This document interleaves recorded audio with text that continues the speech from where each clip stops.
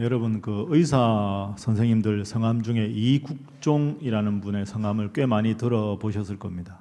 지금 아주대학교 병원에서 근무하시는데요. 요즘 CF에도 나오지요. 그 응급으로 갑자기 큰 사고를 당해서 큰 외상을 입어서 죽어가는 분들을 치료하는 그 지역별, 권역별로 외상센터가 있는데 그 복합 중증 외상 치료를 전문으로 하는 아주 훌륭한 의사 선생님이 이국종 선생님입니다. 그분이 치료한 분들을 예를 들어 보면 그 몇 해 전에 아덴만 여명 사건에서 죽어가던 석혜균 성장, 그 선장님을 살려낸 분이 이 이국종 교수입니다. 벌써 2년이 되었죠. 2017년에 그 판문점 DMZ를 넘어서 북한군 병사 하나가 총탄을 맞고 급격하게 귀순을 할 때 그 북한군 병사를 총상을 입은 병사를 치료해서 살려낸 의사가 이국종이라는 선생님입니다. 참 훌륭한 분인데요. 그런데 그 이국종이라는 선생님이 훌륭한 의사가 되게 된 데는 한 가지 우연처럼 느껴지지만 결정적인 계기가 있었습니다. 이 이국종 의사 선생님이 중학교 때입니다. 근데 이분의 원래 아버지가 6.25 전쟁에 참전을 했던 훌륭한 분이었습니다. 그런데 안타깝게도 6.25 전쟁에서 큰 전쟁 때문에 상처를 입어서 한쪽 눈을 잃으시고 팔, 다리를 다 다친 장애 2급 판정을 받으셨습니다. 사실은 아버지가 조국을 위해서 목숨을 바칠 정도로 훌륭한 분이긴 하지만 또 한편 생각해 보면 평생 장애를 안고 살아가셔야 되는 참 안타까운 환경에 있는 그런 분이지요. 그러다 보니까 아버지가 장애인이고 그 장애인이라 번듯한 직장을 갖지 못해서 어릴 적부터 참 가난했죠. 그렇게 가난한 데다가 친구들은 아버지가 장애인이니까 그런 말을 해서는 안 되는데 빈정거리면서 네 아버지가 뭐 이런저런 문제가 있지, 장애인이지, 병신이지 뭐 이러면서 그냥 우스갯소리 비슷하게 빈정거리면서 넌 병신의 아들이라고.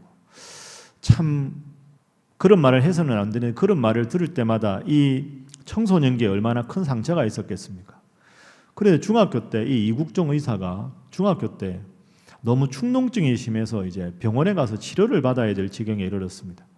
근데 이 병원 저 병원에 가면서 병원에 갈 때마다 아버지가 국가유공자니까 국가유공자 의료복지 카드를 내민 거죠. 그게 있으면 의료비 혜택이 있으니까. 근데 그걸 보여줄 때마다 그 당시에 간호사 선생님들이 그걸 보고 아주 못마땅하게 여기면서 우리 병원에 자리 없다고 다른 데 좀 가보라고. 그러니까 그 카드를 내밀 때마다 여러 병원에서 문전박대를 당했던 겁니다.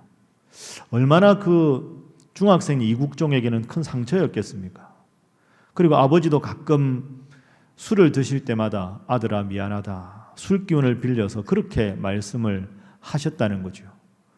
본인이 축농증이 심한데 그걸 제대로 치료할 병원이 없어서 이곳저곳 다니다가 너무 힘들어 있는 상황에서 어느 한 병원에서 이 청소년기에 있던 이국종을 아주 따뜻하게 맞이한 의사 선생님이 계셨습니다. 그 의사 선생님 이름은 이학산이었습니다. 그분에게 아버지가 가지고 있던 그 국가유공자 의료복지 카드를 딱 내미니까 그 카드를 보면서 이 중학생 이국종에게 이렇게 말씀을 하셨다는 거죠. 야, 너희 아버지 참 훌륭한 분이다. 너는 훌륭한 아버지를 두었구나. 그리고는 치료를 참 정성껏 잘 해주셨다는 겁니다. 병원 갈 때마다 치료를 참 잘해주고 모든 치료가 마칠 때까지 치료비를 일체 받지 않았습니다. 그러면서 마지막으로 병원을 방문한 그 중학생 이국종에게 너도 아버지처럼 훌륭한 사람이 되었으면 좋겠다. 이렇게 덕담을 한마디 해주었습니다. 너희 아버지 참 훌륭한 분이다. 너도 아버지처럼 훌륭한 사람으로 자랐으면 좋겠다. 여러분 어떻게 보면 이 말이 참 평범한 말이죠. 훌륭한 사람 되어라. 우리도 그런 덕담하지 않습니까? 그런데 여러 병원에서 문전박대를 당한 쓰린 경험이 있는 이 청소년기에 있던 이국종에게는 이것이 참 감동적인 덕담으로 밀려왔습니다. 그래서 그날 이 이국종이 결정을 했다는 거죠. 결심을. 나도 저 선생님처럼 훌륭한 의사 선생님이 되어야 되겠다. 나도 아픈 사람을 위해서 평생 봉사하며 살아야 되겠다. 그러면서 그때부터 삶의 원칙을 정하고 열심히 공부했다고 합니다. 그 중학생 이국종이 그때 세웠던 삶의 원칙이 지금 훌륭한 의사가 되게 한 가장 중요한 밑거름이 되었습니다. 그 삶의 원칙은 한 문장입니다. 이런 문장이죠. 환자는 돈 낸 만큼이 아니라 아픈 만큼 치료받아야 한다. 여러분, 참 평범한 말 같은데 또 한편 우리의 가슴을 참 아프게 합니다. 환자는 돈 낸 만큼이 아니라 아픈 만큼 치료받아야 하는데 사실 현실이 그렇지 않은 것도 사실이기 때문이죠. 우리는 인생을 살아가다 보면 수많은 말을 하고 수많은 말을 들으며 생각합니다. 살아갑니다. 제가 이 이야기를 설교 준비하면서 읽을 때마다 참 이 이국종 의사 선생님이 대단한 분이다, 훌륭한 분이다 생각합니다. 참 인생의 굴곡 가운데서 방황하기 쉬웠죠. 친구들이 빈정거리면서 병신의 아들이라고 말하고 아버지가 번듯한 직장도 갖지 못하고 가난이 있고 병원에서 문전박대 당하고 그랬다면 그 예민한 청소년기에 사회에 대해서 불만을 갖고 친구에 대해서 미운 마음을 가지고 아버지에 대한 온갖 불평이 가득할 수 있을 텐데 그러나 그런 부정적인 언어를 다 뒤로 하고 아버지 훌륭한 분이다. 너도 아버지처럼 훌륭한 사람 되었으면 좋겠다. 라고 말씀하셨던 그 의사 선생님의 한마디를 마음에 새기고 훌륭한 인물이 된 것이지요. 평범해 보이는 말 한마디 때문에 인생을 바꿀 수가 있고 그냥 별 생각 없이 툭 던진 말 때문에 평생에 누군가에게 상처를 주게 되는 그런 일을 우리는 수없이 겪게 됩니다. 여러분, 지금이 설 연휴입니다. 여러분은 어떤 덕담을 준비하고 이 설 명절을 맞이하십니까? 내가 따뜻하게 던진 한마디가 누군가의 인생을 의미 있게 바꿀 수 있다는 것 꼭 기억하시면 좋겠습니다. 그래서 이번 명절에는 여러분의 입에서 나오는 덕담으로 여러분 함께하는 가족들과 친척들이 큰 힘을 얻으시면 좋겠습니다. 그런 의미에서 제가 이 말씀은 제발 하지 마십시오. 명절에 제일 듣기 싫은 말 몇 가지 소개하겠습니다. 이런 말 제발 하지 마시죠. 자, 보겠습니다. 부인이 남편한테 이렇게 말하면 남편이 싫어합니다. 당신은 운전만 했잖아. 전을 붙이기로 했어. 뭘 했어? 이런 말 하지 마십시오. 저는 고향 갈 때 차 막히면 10시간 걸립니다. 10시간 운전하는 거 쉬운 일 아닙니다. 서로 격려해야지 저렇게 톡 쏘면 되겠습니까? 다음 보시죠. 박서방은 이번에 승진했다는데 자네는 어떻게? 승진하기 싫은 사람이 있나요? 다 좋은 소식 들려주고 싶은데 누구누구는 이랬다는데 자네는 왜 그런가? 여러분, 그러지 마십시오. 다 그분들도 열심히 사회생활 최선을 다하는 분들입니다. 다음 문장입니다. 넌 지금 애 낳아도 노산이야. 최악이라고 생각합니다. 요즘 결혼하기가 얼마나 힘든데요. 너 아직도 친구 없어? 올해는 시집 갈 거야? 장가 갈 거야? 여러분, 본인이 더 힘듭니다. 그것도 힘든데 한 번 더 나아가서 야, 지금 애 낳아도 노산이야. 입장 바꿔 생각해 보십시오. 저런 말 하는 분한테 명절에 인사드리고 싶겠습니까? 제발 좀 저런 말씀 하지 마십시오. 다음입니다. 걔는 이번에 그거 합격했다더라. 요즘 넌 뭐하니? 어머, 그 집에는 명문대학 합격했다는데 넌 뭐야? 넌 뭐하니? 또 재수? 삼수? 하지 마십시오. 그런 말. 본인이 제일 열심히 하고 제일 안타까운데 저런 말 들으면 명절에 가고 싶겠습니까? 마지막 볼까요? 올해는 꼭, 여기서 중요한 건 꼭입니다. 좋은 소식 기대할 게 별로 나쁠 것 같지 않은데요. 꼭 이걸 강조하면 엄청 부담입니다. 꼭 뭐가 되든지 간에 저게 막연한 부담이지요.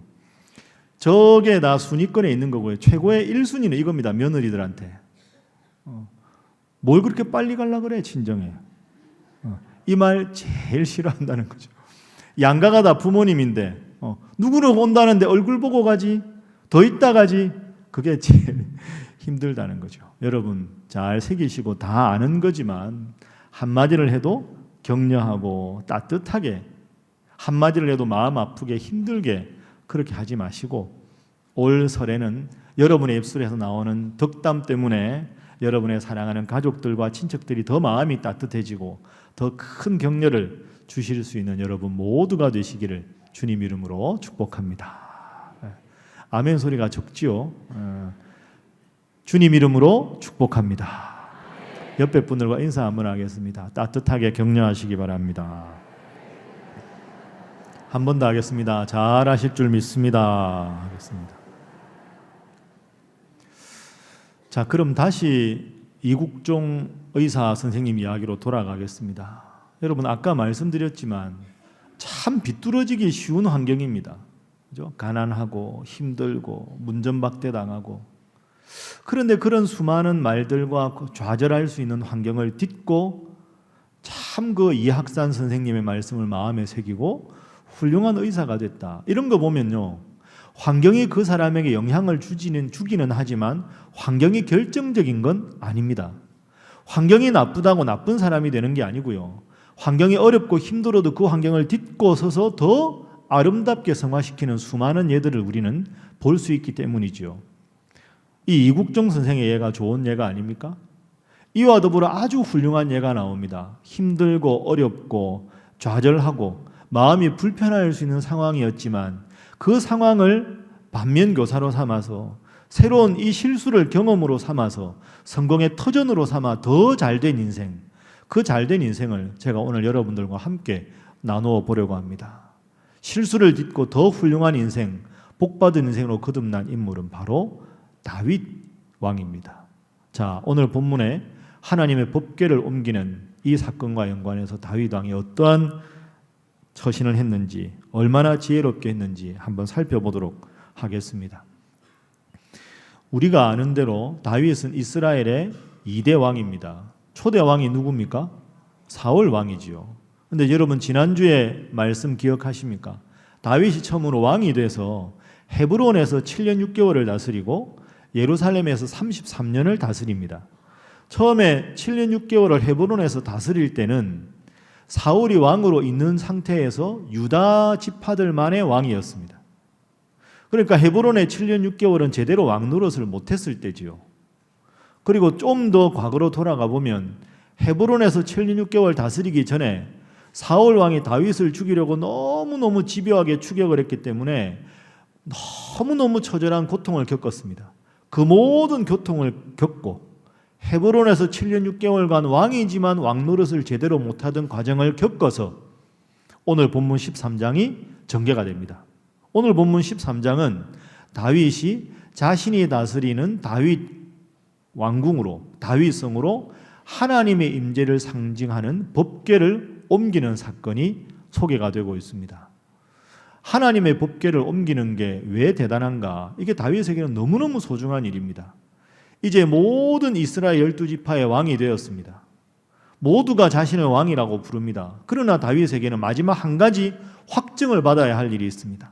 하나님께서 나를 왕으로 세우셨다. 그 확증이 필요한데 그 확증이 바로 하나님의 법궤입니다.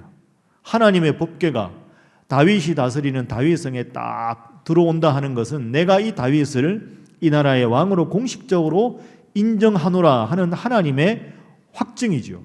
그 확증이 다윗에게 임해져야 다윗이 전권을 가지고 이스라엘 모두의 위대한 왕으로 우뚝 설 수 있기 때문입니다.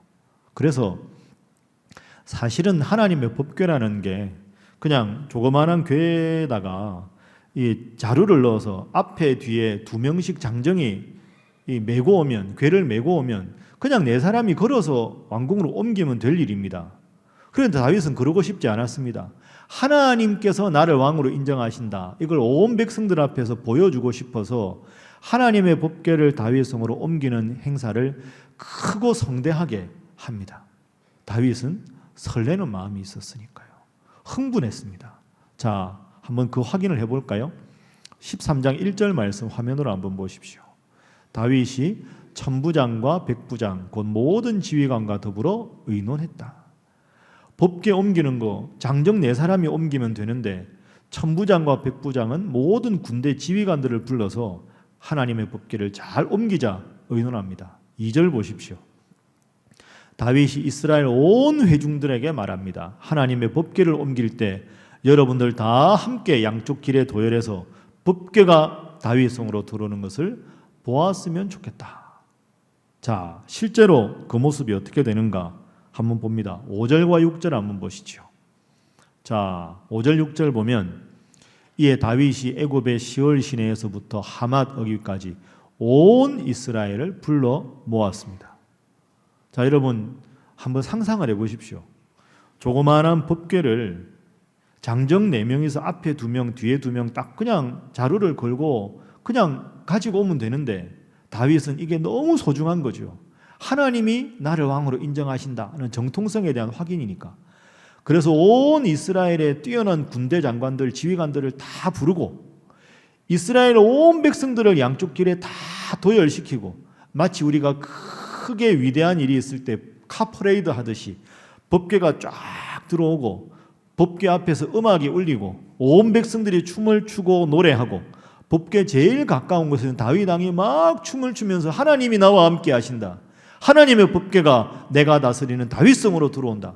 온 백성들이 모여서 기뻐하고 축하하고 즐거워하는 그런 상황입니다. 다윗이 일생일대 기다렸던 가장 감격적인 순간이라고 할 수가 있습니다. 그런데 상상도 할 수 없는 충격적인 일이 벌어집니다. 깜짝 놀랄 일입니다. 그런데 이 깜짝 놀랄 일이 좋은 일이 아니라 슬픈 일입니다. 자, 어떤 일이 벌어지는가? 오늘 본문의 9절 이하에 나오는데요. 이 법궤를 다윗이 옮길 때 새로 아름다운 수레를 만듭니다. 하나님의 법궤를 옮기는 수레니까 그 수레가 참 멋있었겠지요. 그 수레에다가 법궤를 딱 올려놓고 앞에서 소들이 끌게 합니다. 그런데 소가 이제 수레를 이렇게 끌고 나오다가 갑자기 뜁니다. 놀래서. 뭔가에 놀랬나 보죠. 소가 막 갑자기 뛰니까 수레가 흔들리지요. 수레가 흔들리니까 수레에 실려있던 하나님의 법궤가 땅에 떨어지게 되는 상황입니다. 그러니까 수레를 끌던 이 웃사라는 사람이 하나님의 거룩한 법궤가 땅에 떨어지면 안 되니까 법궤를 손으로 덥석 잡았습니다. 여러분이 만약에 그 상황이라도 법궤가 떨어지면 안 되니까 잡지 않겠습니까? 문제는 그 법궤를 붙잡자마자 그 자리에서 웃사가 하나님의 진노를 사서 죽었습니다. 법궤를 잡는 것과 동시에 웃사가 죽었습니다. 여러분 어떻게 되었을까요? 그 상황이면 모두가 즐거워하고 막 풍악을 울리고 모든 보무도당당한 군대 지휘관들, 병사들 그리고 모든 백성들이 도열하고 가장 크게 다윗이 기뻐하고 있는데 법궤를 잡으니 웃사가 죽어버렸습니다. 일거의 음악이 다 스탑이 되고 정적이 흐르고 모두가 당황하고 웅성웅성하고 이게 어찌된 일인가? 빨리 시신을 수습하라. 허둥지둥거렸겠지요. 백성들은 막 기뻐하다가 조용해지고 대열에서 한 사람씩 두 사람씩 이탈해서 다 자신들의 처소로 돌아갑니다. 그 흥겹던 분위기야 찬물을 확 끼얹은 것처럼 아주 침울한 분위기가 되어버렸죠. 이 분위기에서 제일 당황한 인물이 누굴까요? 다윗 왕입니다.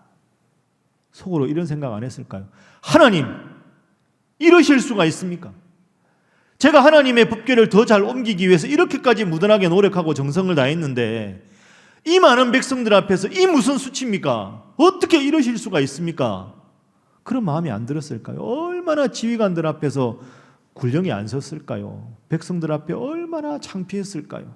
하나님을 잘 섬기는 왕이라고 자부했던 자기가 하나님의 진노를 사서 웃사가 죽는 상황에서 아무것도 할 수 없었던 무기력한 왕이 되어버렸습니다. 얼마나 부끄러웠을까? 얼마나 황망했을까? 얼마나 좌절했을까? 우리가 상상하기가 힘이 듭니다. 자, 그런데 여기서 다윗이 왜 다윗인지가 드러납니다. 다윗은 이 쓰라린 실수와 실패의 경험을 놓고 하나님 앞에 무엇이 잘못되었는지를 묻습니다. 여러분, 하나님 왜 그러셨을까요? 왜 웃사를 죽게 하셨을까요? 하나님께서 웃사를 치신 데는 이유가 있습니다. 자, 그 이유가 민수기 4장 15절에 정확하게 나오는데요. 자, 함께 한번 읽어보시죠. 화면 보면서 읽습니다. 시작. 진영을 떠날 때 아론과 그의 아들들이 성소와 성소의 모든 기구 덮는 일을 마치거든 고핫 자손들이 와서 맬 것이니라. 그러나 성물은 만지지 말라. 그들이 죽으리라. 회막 물건 중에서 이것들은 고핫 자손이 맬 것이며. 아멘.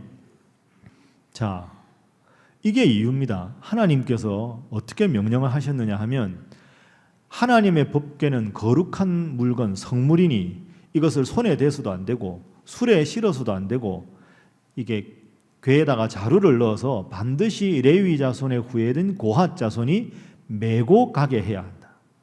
어깨에 메고 자루를 넣어서 성물을 옮겨라. 그렇지 않고 손을 대면 반드시 죽는다. 이미 말씀을 하셨습니다. 그런데 다윗은 이것을 몰랐던 거죠. 깨닫지 못한 겁니다. 자, 여러분, 이 점을 한번 잘 생각해 보십시오. 다윗이 멋진 수레를 만들어서 그 수레 안에 법궤를 옮겼습니다. 이것은 하나님 앞에 잘 하려고 한 겁니다. 동기가 신앙적입니다. 하나님 앞에 어떻게 하면 법궤를 더 잘 옮길까? 어떻게 하면 하나님을 더 기쁘게 해드릴까 하는 신앙적인 동기에서 수레를 썼습니다. 결과는 하나님께서 치셨습니다.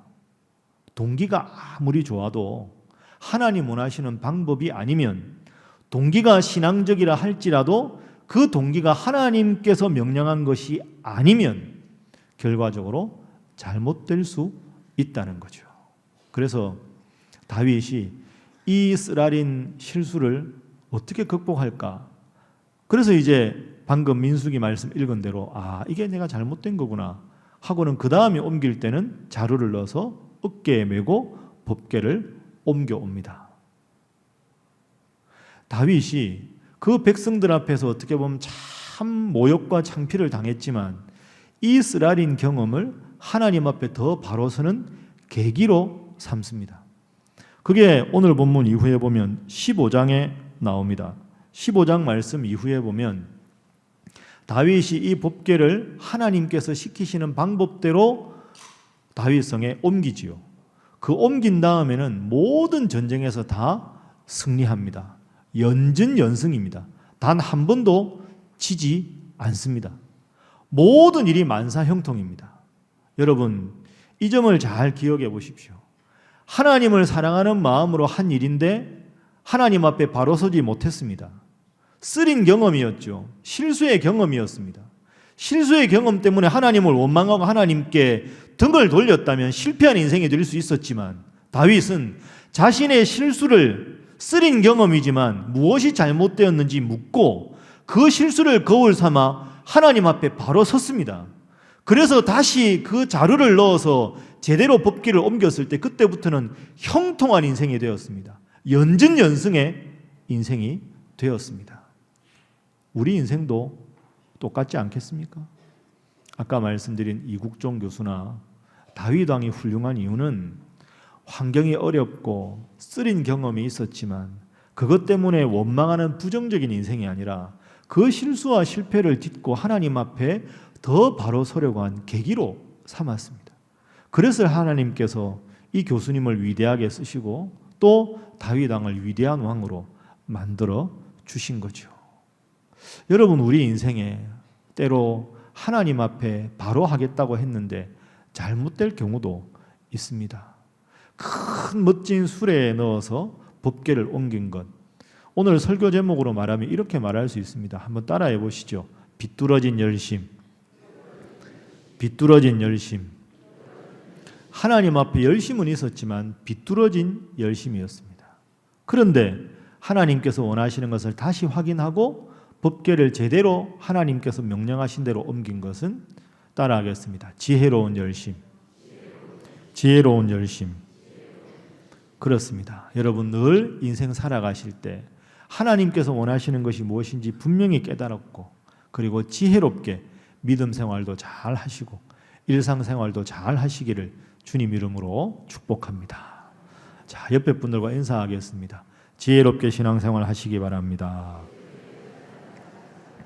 한 번 더 하겠습니다. 잘 하실 줄 믿습니다. 여러분, 지금 설 연휴입니다. 설 연휴에 그러면 이 말씀을 한번 적용을 해보죠. 비뚤어진 열심, 지혜로운 열심, 지혜로운 열심. 하나님을 믿는 우리가 이 연휴를 보낼 때, 오랜만에 가족들 만나고 친척들 만나고 할 때 비뚤어진 열심이 어떤 걸까요? 여러분, 제발 이런 것 하지 마십시오. 이게 비뚤어진 열심입니다. 명절에 만나면 가급적이면 일찍 가시고요. 일찍 가서 열심히 봉사도 하시고, 혹시 허락하면 세뱃돈도 좀 많이 가져가십시오. 그래서 아이들 좀 많이 주시고 부모님 용돈도 좀 많이 주시고, 그게 맞습니다. 그리고 열심히 일도 하고 덕담도 잘 하고 해서 가족들 친척들 다 모였을 때 여러분들이 대문에 짠 들어오면 우리 가문에 슈퍼스타가 오셨다, 이러고 여러분 보고 막 기뻐하고 즐거워하고 하나님을 믿든지 믿지 않든지 그런 분이 되셔야 하는 거죠. 반면에 그렇게 안 하시고 늦게 가서 죄송한데 일은 거의 안 하고 세뱃돈도 진짜 조금 주거나 아예 안 주거나, 그러면서 입만 열면 하나님이 사랑하시고 하나님을 교회 다녀라, 속으로 그분들 무슨 생각, 내가 교회 가려고 하다 저분 보면 교회 안 가고 싶다, 이 마음 들지 않겠습니까? 입술에만 열심히 있는 것, 그게 비뚤어진 신앙의 열심입니다. 여러분, 입으로 하나님을 이야기한다고 해서 신앙이 좋은 게 아닙니다. 명절에 특히 하나님 안 믿는 가족들 만나면 입술로 하나님을 전하는 게 아니라 삶의 향기로 전하는 거죠.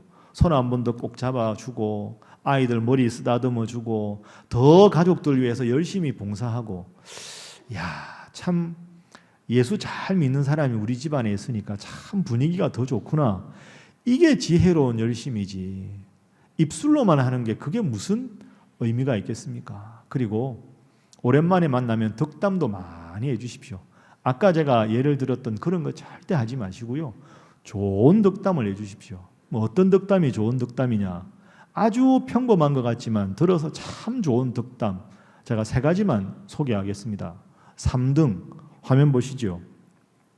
고생했다, 수고했다. 말로 해야 되나 마음으로 하면 되지, 제발 그러지 마시고 말로도 좀 하시죠. 아유 차 막히는데 참 고생했다, 수고했다, 아유 음식 하느라고 참 수고했네. 여러분, 이러면 기쁘잖아요. 이게 3입니다. 2위 보시죠. 올 한 해 좋은 일만 가득했으면 좋겠다. 지금 나도 노산이다, 이런 말 하지 마시고요, 올 한 해 바라는 거 좋은 일만 가득했으면 좋겠다, 그렇게 덕담해주면 좋지 않겠습니까? 1위 보겠습니다. 도움이 필요할 땐 언제든지 연락해라. 그리고 우리가 이 다음에 한마디 더 붙이면 좋지 않겠습니까? 나도 기도할게. 도움이 필요하면 언제든지 연락해. 나도 열심히 기도할게. 여러분, 이런 마음이 명절에 우리에게 있어야 하지 않겠습니까? 알고 있습니다. 명절에 오랜만에 봤을 때 여러분, 가족이지만 불편한 관계에 있는 분도 있죠. 그렇다고 고개를 끄덕이실 필요는 없습니다. 속으로만 하시면 되겠죠.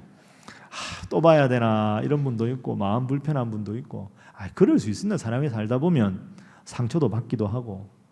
그런데 여러분, 제가 이번 주에 설교 준비하면서 짧은 영상을 하나 봤습니다. 하나님이 우리를 얼마나 사랑하시는가, 하나님이 왜 우리를 사랑하시는가에 대한 짧은 영상이었습니다. 그 목사님이 이런 말씀을 하셨습니다. 여러분, 과거로 기억을 돌리셔서 갓난 아기 낳았을 때 한번 기억해 보십시오. 갓난 아기가 태어나서 자라면 밤에 잠을 잘 안 자고 칭얼거리죠.